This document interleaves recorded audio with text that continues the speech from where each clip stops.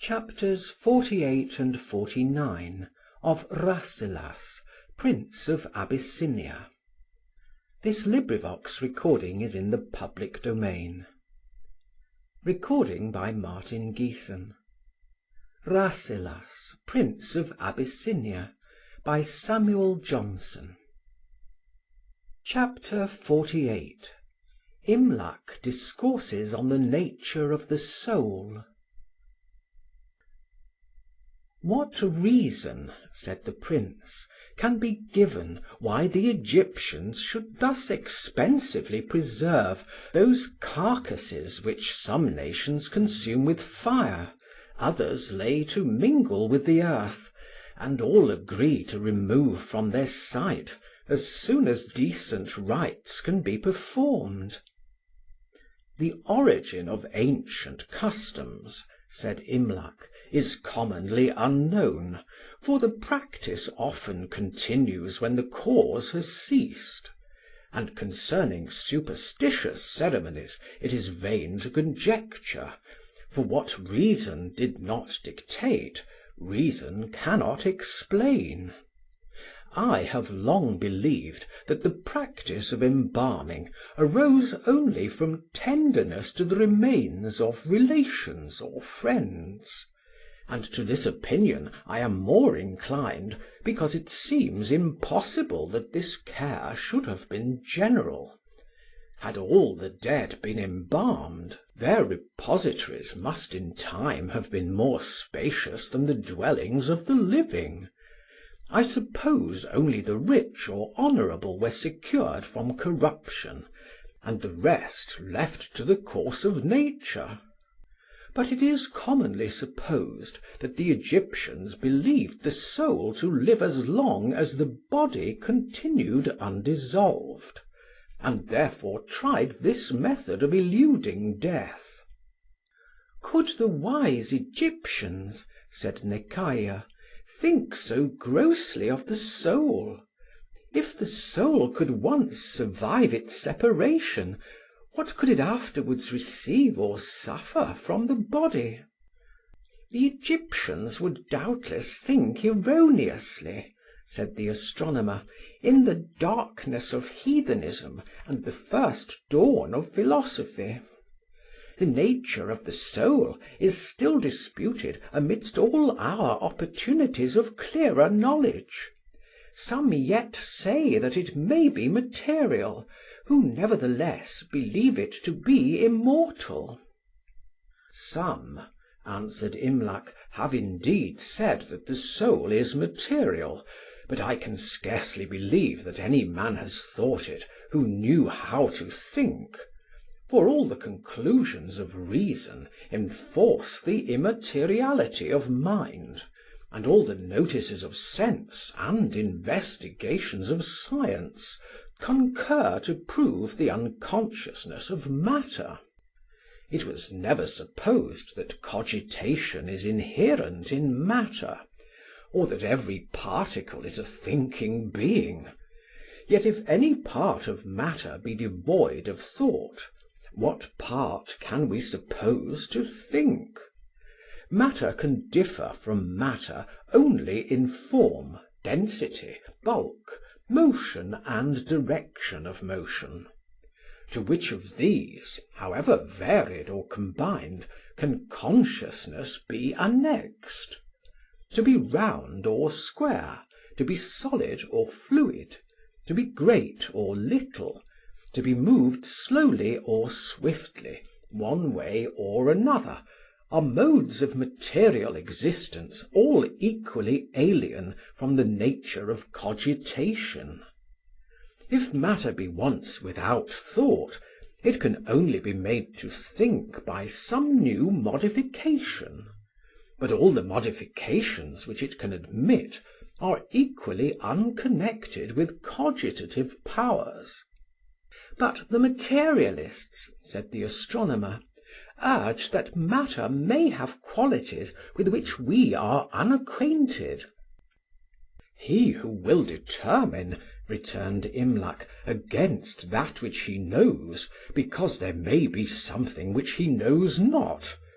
He that can set hypothetical possibility against acknowledged certainty is not to be admitted among reasonable beings. All that we know of matter is that matter is inert, senseless, and lifeless. And if this conviction cannot be opposed but by referring us to something that we know not, we have all the evidence that human intellect can admit.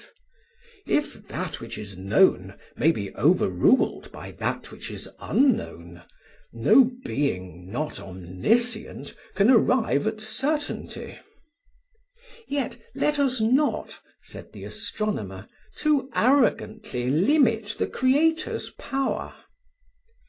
It is no limitation of omnipotence, replied the poet, to suppose that one thing is not consistent with another, that the same proposition cannot be at once true and false, that the same number cannot be even and odd, that cogitation cannot be conferred on that which is created incapable of cogitation.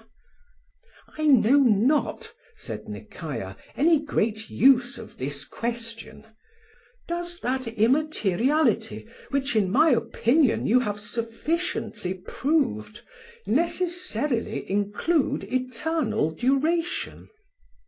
Of immateriality, said Imlac, our ideas are negative and therefore obscure. Immateriality seems to imply a natural power of perpetual duration as a consequence of exemption from all causes of decay. Whatever perishes is destroyed by the solution of its contexture and separation of its parts. Nor can we conceive how that which has no parts, and therefore admits no solution, can be naturally corrupted or impaired. I know not, said Rasselas, how to conceive anything without extension. What is extended must have parts, and you allow that whatever has parts may be destroyed. Consider your own conceptions, replied Imlac, and the difficulty will be less. You will find substance without extension. An ideal form is no less real than material bulk, yet an ideal form has no extension. It is no less certain, when you think on a pyramid, that your mind possesses the idea of a pyramid, than that the pyramid itself is standing. What space does the idea of a pyramid occupy more than the idea of a grain of corn?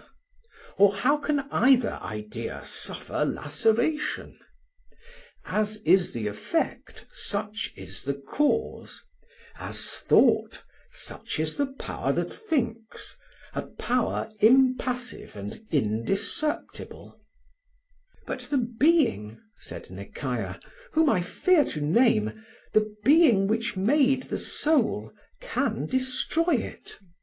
He surely can destroy it, answered Imlac, since, however imperishable, it receives from a superior nature its power of duration. That it will not perish by any inherent cause of decay or principle of corruption may be shown by philosophy, but philosophy can tell no more. That it will not be annihilated by him that made it, we must humbly learn from higher authority. The whole assembly stood a while silent and collected. Let us return, said Rasselas, from this scene of mortality. How gloomy would be these mansions of the dead to him who did not know that he should never die, that what now acts shall continue its agency, and what now thinks shall think on for ever. Those that lie here stretched before us, the wise and the powerful of ancient times, warn us to remember the shortness of our present state, They were perhaps snatched away while they were busy, like us, in the choice of life. "To me," said the Princess, "the choice of life is become less important. I hope hereafter to think only on the choice of eternity." They then hastened out of the caverns, and under the protection of their guard, returned to Cairo. Chapter 49. The conclusion, in which nothing is concluded. It was now the time of the inundation of the Nile. A few days after their visit to the catacombs, the river began to rise. They were confined to their house. The whole region being under water gave them no invitation to any excursions, and being well supplied with materials for talk, they diverted themselves with comparisons of the different forms of life which they had observed, and with various schemes of happiness which each of them had formed. Pekuah was never so much charmed with any place as the convent of St. Anthony, where the Arab restored her to the Princess, and wished only to fill it with pious maidens, and to be made prioress of the order.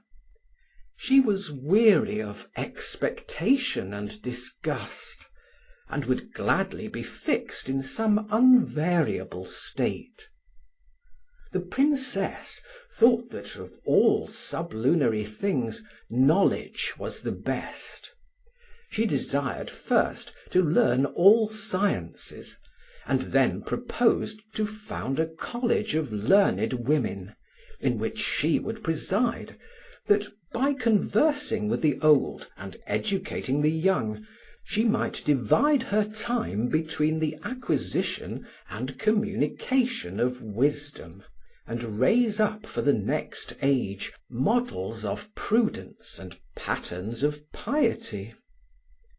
The Prince desired a little kingdom in which he might administer justice in his own person, and see all the parts of government with his own eyes, but he could never fix the limits of his dominion, and was always adding to the number of his subjects. Imlac and the astronomer were contented to be driven along the stream of life, without directing their course to any particular port.